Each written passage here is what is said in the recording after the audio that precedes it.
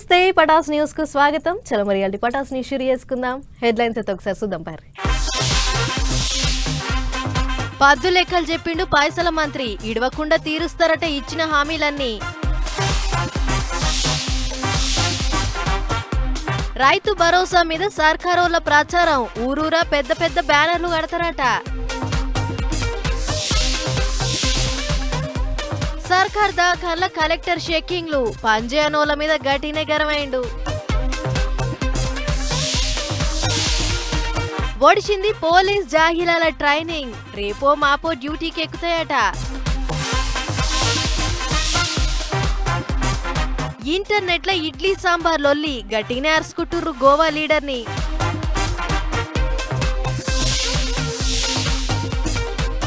ఊరంతా YouTube channel పెట్టుకుర్రు, మంచినే కమాయిస్తుర్రట పైసలు.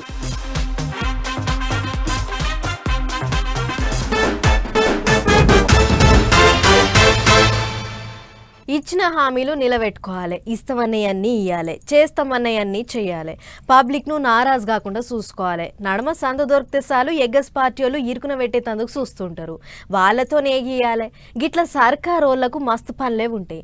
అయితే ఎన్ని పనులున్నా లెక్కలు మాత్రం పక్కాగా వేసి పబ్లిక్ కు టైంకు పద్దు చెప్పాలి. ఇగో ఏపీ సర్కారోళ్ళ పద్దు లెక్క ఎట్లున్నదో చూడుర్రి మీరే.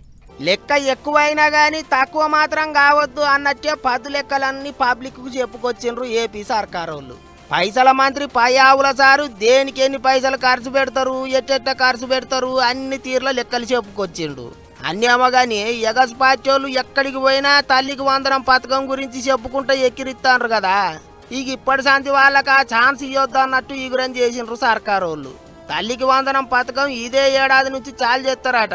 దాని కొరకు బడ్జెట్ లో లెక్క గట్టిగానే రాసిండ్రు. ప్రతి తల్లి తన పిల్లలను పాఠశాలకు పంపేలా ప్రోత్సహించే లక్ష్యంతో మరో సూపర్ 6 హామీని అమలు పరిచే దిశగా తల్లికి వందనం పథకాన్ని ప్రారంభిస్తున్నాం. 25-26 విద్యా సంవత్సరం నుంచి ఈ పథకం కింద 15,000 రూపాయల ఆర్థిక సహాయాన్ని అందించుతున్నాం. చదువుకునే ప్రతి విద్యార్థి తల్లికి ఈ పథకాన్ని అందించడానికి కేటాయింపులు జరుపుతున్నాం. ఈ పథకం ప్రభుత్వ మరియు ప్రైవేటు పాఠశాలలో 1 నుండి 12వ తరగతి వరకు చదువుతున్న పిల్లలకు వర్తిస్తుంది. ఇంట్లో ఎంతమంది చదువుకునే పొల్లగాండ్లు ఉంటే అంతమందికి పైసలు ఇస్తామన్నారు కాబట్టి పద్దు లెక్కలలో నిధులు అయితే గట్టిగానే పెట్టిండ్రు. ఇది ఒకటే కాదు, అన్నదాత సుఖీభావ కింద రైతన్నలకు పైసలు ఇస్తామన్నారు కదా, అగో దానికి 6,300 కోట్లు పెట్టిండ్రు. బడి పొల్లగాండ్ల చదువులకు 30,000 కోట్లకు ఎక్కువనే ఖర్చు చేస్తారట. అంతా కలిపి ఏం తక్కువ 3,22,000 కోట్ల పద్దు రాసిండ్రు. మరిగా అందులో ఎన్ని పైసలు ఖర్చు చేస్తారు, ఏమేం చేస్తారు అనేది ముందు తెలుస్తుంది. కానీ ఇంకో దిక్కు ఎగస్ పార్టీ వాళ్ళు అయితే సర్కారోళ్ళ పద్దు మీద గట్టిగానే ఆడిపోసుకుంటారు.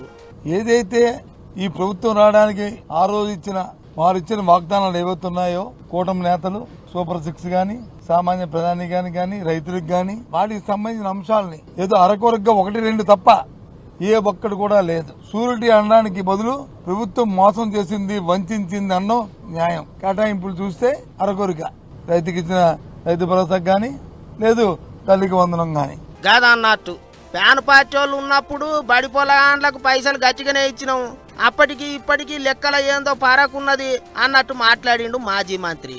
ఇంకింతమంది ఆడోళ్లకు పిరి బస్ అన్నారు, ఏమాయగా ముచ్చటే లేదు అంటున్నారు.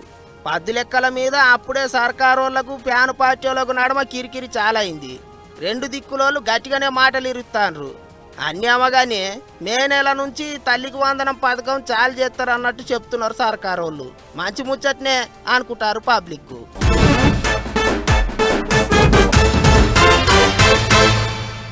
చేసిన పని గురించి మనం చెప్పుకుంటేనే వేరోళ్ళకు తెలుస్తుంది. ఊగనే చేసినాము అని అంటే చాలా మంది నమ్మరు. అందుకే ఏ పనికైనా ప్రచారం కావాలి.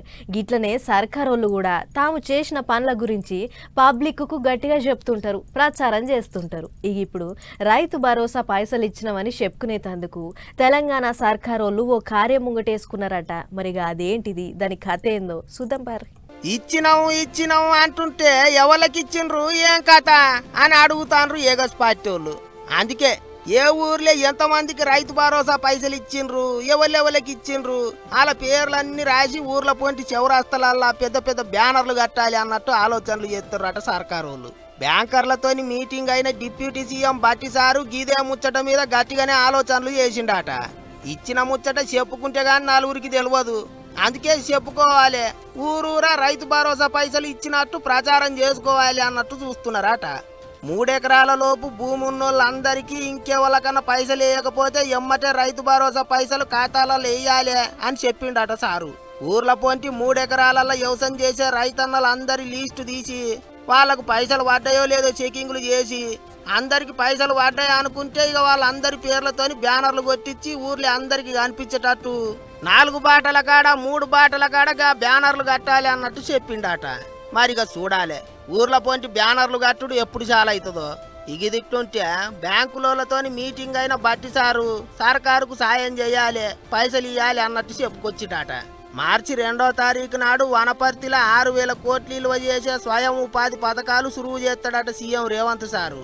అకశల్యంలతోని ఊర్ల పొంటి సోలార్ కరెంటు తయారు చేసే యూనిట్లు పెట్టిస్తారట. అందుకొరకే బ్యాంకులు అప్పులు ఇవ్వాలి అన్నట్టు మాట్లాడిండట సారు. సరే కాదు అట్లుండని గాని 3 ఎకరాల లోపు ఉన్నోళ్లకు పైసలు వేసిండ్రు, మరిగా 4 ఎకరాలు ఉన్నోళ్లకు రైతు భరోసా పైసలు ఎప్పుడు ఎత్తారో ఏమో అనుకుంటారు రైతన్నలు. మార్చి 31 దాకా ఎత్తామన్నారు కాబట్టి చూడాలి మరి ఎప్పుడు ఎత్తారో అనుకుంటారట ఇంగిత మంది.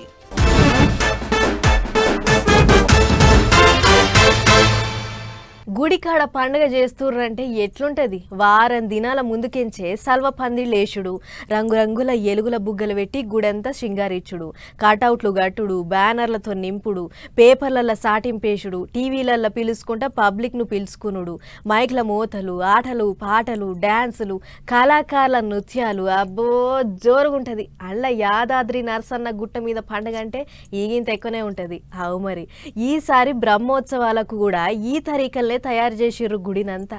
యాదాద్రి నరసన్న గుట్ట మీద బ్రహ్మోత్సవాలకు అంత తయారు చేసిర్రు గుడి అయ్యేవాళ్ళు. గుడినంతా ముద్దుగా ముస్తాబు చేసిర్రు. నరసన్న పెద్ద పండుగకు వచ్చేటి భక్తులకు తక్లీఫ్లేం లేకుంటుండేందుకు అంత తయారు గుంచిర్రు. మార్చి 1వ తారీఖు నుంచి 11వ తారీఖు దాకా అంటే 11 రోజులు మస్తు సంబరంగా నడుస్తుంది నరసన్న పెద్ద పండుగ.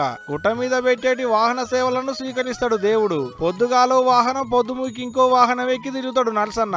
తొలత 3 రోజులు సహస్రావధాని పద్మశ్రీ గలికపాటి నరసింహరావుతోని నృసింహ వైభవ ఆధ్యాత్మిక ప్రవచన కార్యం నడుస్తుంది. అటంక 4వ నాటికించి 9వ తారీఖు దాకా అంటే 6 రోజులు ఆటల పాటలతో సాంస్కృతిక కార్యక్రమాలు మస్తు జోరుగా నడుస్తాయి గుట్ట మీద. నడమ 7వ తారీఖు నాడు స్వామివారి ఎదుర్కోలు, 8వ తారీఖు నాడు తిరు కళ్యాణం, 9వ తారీఖు నాడు దివ్య విమాన రథోత్సవం కార్యం ఉంటది. ఆఖరి నాడు అంటే 11వ తారీఖు నాడు అష్టోత్తర శతఘటాభిషేకం కార్యంతో నరసన్న పెద్ద పండుగను ముగిస్తారు గుడి పెద్దయ్యవార్లు. ఇంతవరకు మంచిగానే ఉన్నది గాని నిత్య కళ్యాణం, బ్రహ్మోత్సవం, సుదర్శన నరసింహ హోమం, జోడు సేవలు, ఏకాదశి, లక్ష పుష్పార్చనలు అటువంటి కార్యాలు ఈ పాటికి ఉండవాట. ఇక పొద్దుకాలప్పుడు ఉండేటి కార్యక్రమాల ముచ్చటంటారా అబ్బో చిన్నగా ఉండవాట తీయలి. వేద మంత్రోచ్చరణలు, ఆస్థాన విద్వాంసులతోని మంగళ వాయిద్యాలు, భక్తుల జయ జయ నాదాలతోని దేవుని పండుగ నడుస్తుంటే చూసేందుకు 2 కళ్ళు చాలవంటున్నారు గుడి అయ్యేవాళ్ళు. ఇక మీకు కూడా ఏమన్నా చూడబుద్ధి అయితే ఇప్పటి సందే అన్ని తయారు చేసుకోరి. 11 రోజులాట నడమ ఎప్పుడన్నా ఓ పాలి తీరిక చూసుకొనట వైరారి. ఏం చెప్తున్నా?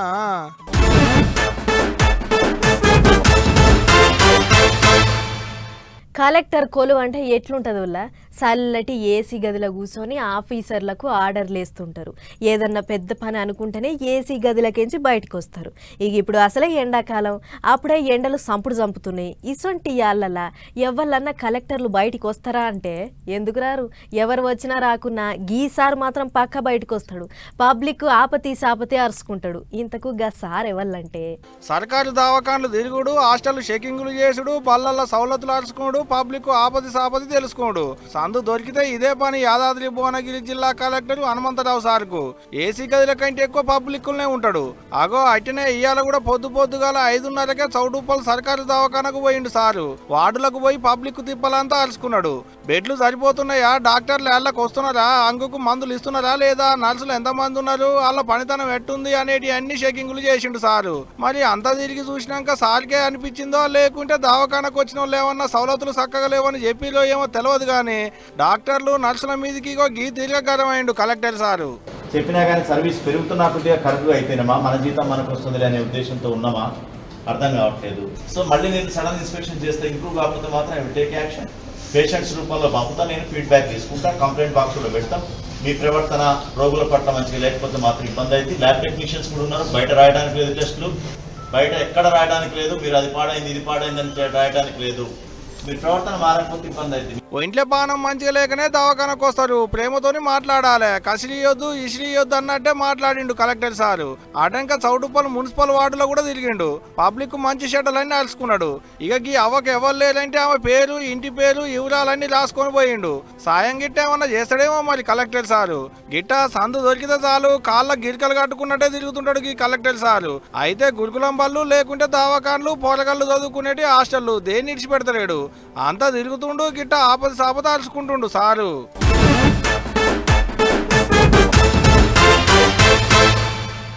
ఏమన్నా చిక్కుముడి పడ్డ కేసులైనప్పుడు పోలీసుల పాత్ర ఎంత ముఖ్యమో వాళ్ళ దగ్గరుండే కుక్కల పాత్ర కూడా అంతే ముఖ్యం. ఎందుకంటే దొంగలను పట్టుట్లా కుక్కలు మొనగాని వాసన చూసి ఎమ్మటే పసిగడతాయి. అయితే ఇన్నొద్దులు అన్ని కుక్కల లెక్కనే అవి కూడా కదా, వాటిని సపరేట్గా పోలీసు వాళ్ళు ఎందుకు సాదుతారు, వాటికి అంతగానో ఎట్లేరక, వాటికి ఏమన్నా ట్రైనింగ్ ఇస్తారా అని ఇన్నొద్దులు మీకేమన్నా అనుమానాలుంటే గీ ముచ్చడి చూడుర్రి. పట్నం అవతలున్న మోయినాబాద్ కాడ శుక్రవారం నాడు 24వ బ్యాచ్ పోలీసుల కుక్కల పరేడ్ కార్యం మా జోరుగా అయ్యింది. ఇన్నొద్దులు ట్రైనింగ్ ఖతమైన ఈ స్నిఫర్ డాగ్స్ మొత్తానికి స్టేషన్లకు పోయి పోలీసులకు సాయం అందించే జాబ్ కొట్టినాయి అన్నట్లు. మొత్తం 72 కుక్కలకు ట్రైనింగ్ ఇచ్చిన 100 మంది డాగ్ హ్యాండ్లర్లు కుక్కలను గిట్ల మైదానంలో చెకింగ్లు చేసిర్రు.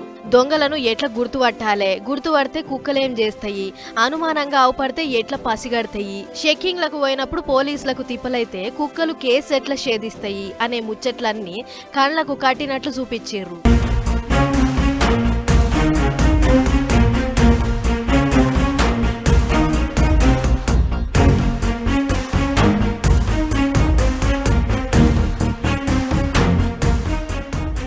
చూసిర్రు కదా ఎంత పసి మీద ఉన్నాయో. గిట్లా తప్పు చేసినో లాభపడితే ఏం చేయాలి, అవతల దొంగోడు గట్టిగా ఉంటే అప్పుడు ఎట్లా పట్టేయాలి, పోతానికి మంచి తోవ లేకుంటే రాళ్ళు రప్పలను దుంకి ఎట్లా పోవాలి, అగ్గి రాసుకున్నప్పుడు అక్కెరుంటది దాన్ని దాటి ఎట్లా పోవాలి అనేటివన్నీ మంచిగా నూరి పోసిర్రు.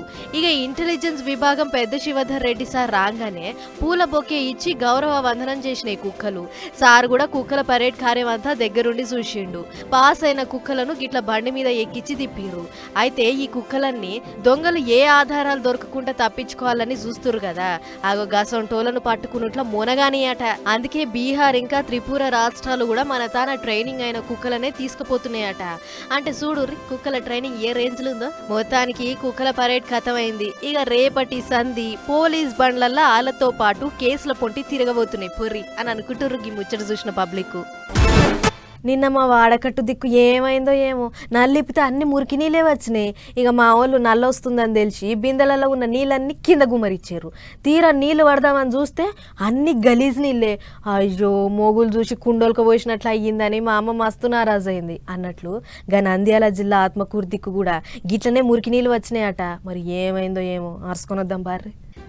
చూస్తుర్రు కదా నీళ్లు ఎంత కమ్మగొస్తున్నాయో. ఫిల్టర్ నీళ్ళ లెక్కున్న ఈ నీళ్లను ఆయంకల ఊకే తాగక అధికారుల మీద గుస్సైతుర్రు నీళ్లతోటి వీధి జనాలు. అట్లనే ఓ ఇద్దరు మాకు ఇంతకంటే మంచి నీళ్లు ఏడ దొరుకుతాయి అని తాగి జీవిడిసిర్రు. ఇంకో 6 మంది అటు ఇటు ఉంటే కొంచెమై కర్నూలు సర్కార్ దాకా షరీక్ చేసిర్రట. గిట్ల నల్లాల పొంటి వస్తున్న నీళ్లు మోర్ల పారే మురికి నీళ్ల కంటే ఆద్రగానంగా ఉన్నాయి. గా నీళ్లు తాగితే జనాలకు కక్కుడు బయలు పెట్టుడు పెయ్యంత తిప్పుడు అబ్బో చిన్నగా లేదు గోస. ఇక నీళ్ల ముచ్చట ఏర్కైన అధికారులు ఊళ్ళకు రప్పున ఊరుకొచ్చిర్రు. మంచి నీళ్లలో మురికి నీళ్లు ఎట్లా కాల్చినాయి, ఏడ పైపులు వగిలే అని అరుచుకుర్రు. వచ్చిన గా నీళ్లను ల్యాబ్ కు పంపి చెకింగ్లు చేస్తే మంచి నీళ్లకు ఉండాల్సిన గుణాలు ఒక్కటి కూడా లేవట. దీంతో పైప్ల లీకేజీ ఏమన్నా అయ్యిందా అని అంతా దోలాడితే ఓ నీళ్ల వాల్ కాడ మురికి కాలువ ఉంది.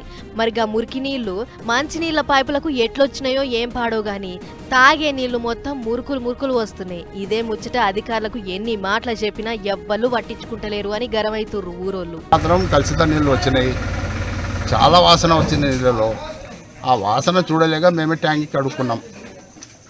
మా ఇంటి వరకు చెప్తున్నా. తర్వాత ఇక్కడ ఏమో కాలువలు సరిగ్గా తీయరు, చెత్త సరిగ్గా తీయరు. ఈ కాలువ కొత్త కాలువ కట్టినారు, ఈ నీళ్ళు అవతలికి దాటదు, వాసన వస్తున్నాము. ఆ కాలువలో ఏమైనా పురుగులు పడినా పాములు పడినా నేను పోయి చెప్పి రావాలా? గదా అన్నట్లు జనం పోయి చెప్పేదాకా అధికారులు ఏం చేస్తుర్రో ఏమో గాని మా బజార్ దిక్కు మాత్రం అస్సలు వస్తలేరు. ఊళ్ళో 2 చచ్చిపోయిన ముచ్చటెరికయ్యి కలెక్టర్ సార్ వస్తుండని తెలవంగానే అధికారులంతా రాత్రికి రాత్రి వచ్చి ఏదో సిన్సియర్ పనోళ్ళ లెక్క మోరీలు సాఫ్ చేపిచ్చిర్రు. బ్లీచింగ్ పౌడర్ జల్లి హంగామా చేసిర్రు తప్ప నియతగా చెప్పాలంటే ఏ ఒక్కరికి పట్టింపు లేదని గరమైతుర్రు ఊరోళ్ళు. మరి వాళ్ళేం గొంతెమ్మ కోరికలేం కోరతలేరు కదా. ఊకిగా మురికి కాలువలు ఎప్పటికప్పుడు సాఫ్ చేపించి మంచినీళ్లు టైం ప్రకారం ఇస్తే అయిపోయేదానికి అధికారులు గింత లాపర్వా ఏమిటికి చేస్తుర్రో అక్కడి కలెక్టర్ సారే చూడాలి అని అనుకుంటుర్రు గీ ముచ్చట చూసిన పబ్లిక్.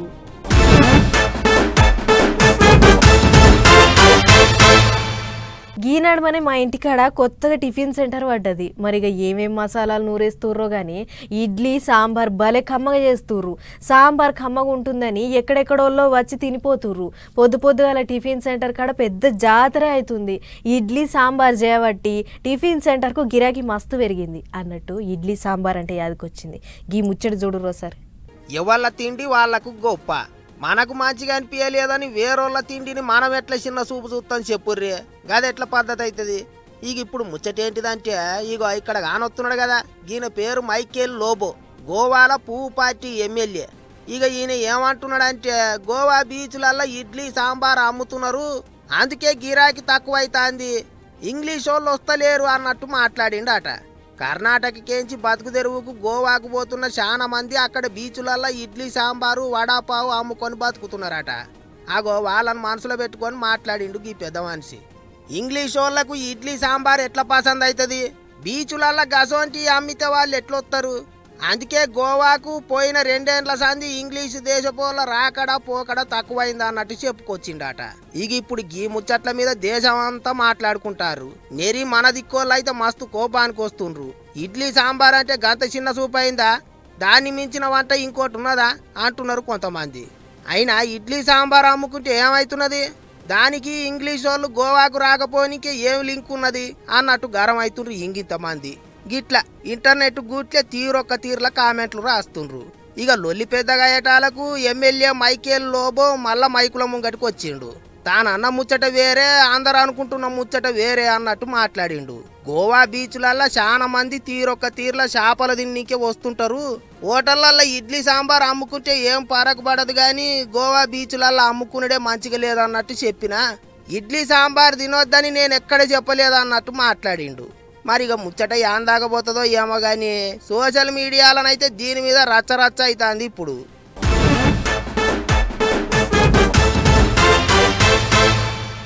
నిన్ని అలా సోషల్ మీడియాలో తీరు వీడియోలు పెట్టి ఫేమస్ అయిన వాళ్ళు బొచ్చడ మంది ఉన్నారు. అందులో కొందరు యూట్యూబ్తోనే ఫేమస్ అయితే, కొందరేమో ఇన్స్టాగ్రామ్ రీల్స్ చేసి ఫేమస్ అయ్యారు.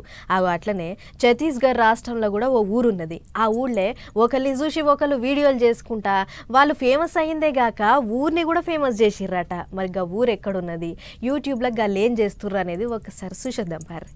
ఏదో వీడియో చేయాలి, సోషల్ మీడియాలోకి ఎక్కియాలి, అది జనానికి నచ్చితే రాత్రికి రాత్రే ఫేమస్ అవుతారు. అగో గట్లే చేసిర్రు ఛత్తీస్గఢ్ రాష్ట్రం రాంపూర్ జిల్లా తులసి అనే ఊరోళ్ళు.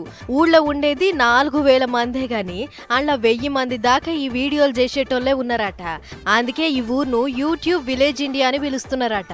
అయితే మొదలు ఆ ఊళ్ళో ఉండే జై అనే చదువు చెప్పేశారు, ఇంకా జ్ఞానేంద్ర నెట్వర్క్ ఇంజనీరు ఇద్దరు కూడి 2016లో షురూ చేసిర్రట. మొదలు కామెడీ వీడియోలు తీసి యూట్యూబ్ లో పెట్టిర్రట.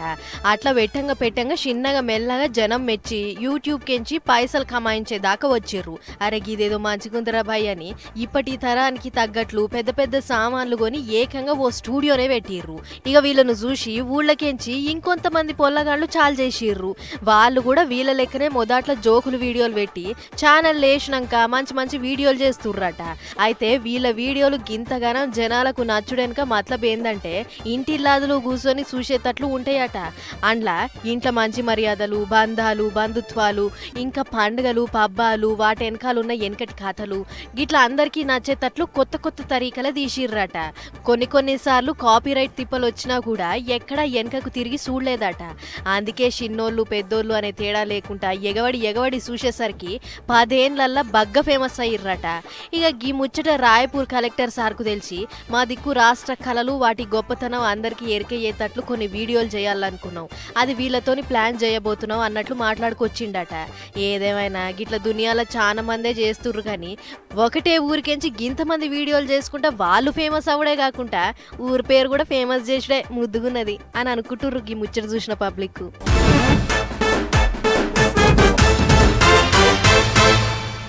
ఇక నీ చిట్కు పుట్టుకు ముచ్చట్లున్నాయి, ఫటాఫట్ దనాదనాయి కూడా ఒకసారి చూసేవారి. ఏసీబీ దాడులంటే ఇన్నొద్దులు ఎంఆర్ఓ ఆఫీసులు, పోలీస్ స్టేషన్లు, ఇంకా తతిమ ఆఫీసులే యాదకొచ్చేది. కానీ ఆ లిస్టులో ఓ సర్కార్ బడి కూడా చేరింది. భద్రాద్రి కొత్తగూడెం పట్టణంలో ఉన్న కూలీ లైన్ సర్కార్ పెద్దబడిలే రవీందర్ అనే సారు హెడ్ మాస్టర్ గా పనిచేస్తుండట. అయితే సెంటర్ ఇంకా స్టేట్ సర్కార్ వాళ్ళు నెలకు 30,000 పంపి బడిపొల్లగాళ్లకు కరాటే క్లాసులు నేర్పించే ఇకమత్ చేస్తుర్రు కదా. ఆగొగ్గా కరాటే క్లాసులు నేర్పించే ఒక ఆమె కాడ నుంచి సారు 20,000 రూపాయలు లంచం అడిగిండట. అగ్గ సారు నాకు ఇచ్చేదే 30,000, వాళ్ళకించి మీకు 20,000 ఇస్తే నేనెట్లా బతకాలే అని అనుకున్న ఆమె సీదావై ఏసీబీలకు ఫిర్యాదు అయ్యింది. ఇక వాళ్ళొచ్చి మాటేసిర్రు, లంచం తీసుకుంటున్న సార్ను పట్టేసిర్రు. చూడుర్రి ముచ్చటి ఎట్లున్నది. ఆ సార్ సక్కదనం గట్లున్నదా.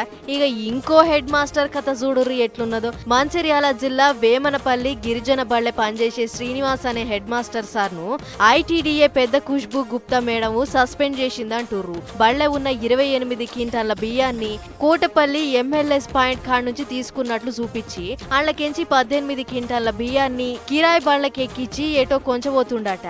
మరి ముచ్చట అధికారులకు ఎట్లెరకైందో ఏమో, దాన్ని మనొచ్చి బండికి అడ్డం తిరిగి పట్టేసిర్రు. రెవెన్యూ అధికారులు సారు వారి లీలలు ఇంకేమన్నా ఉన్నాయా అని ఇషారా చేస్తుర్రట.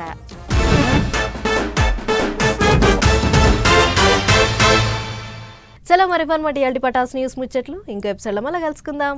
నమస్తే.